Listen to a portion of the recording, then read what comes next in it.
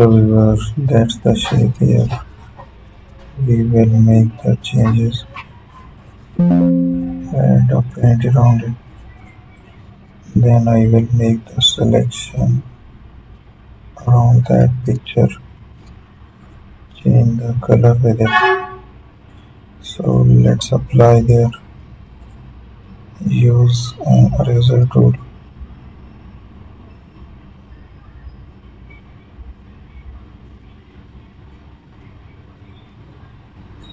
So we have to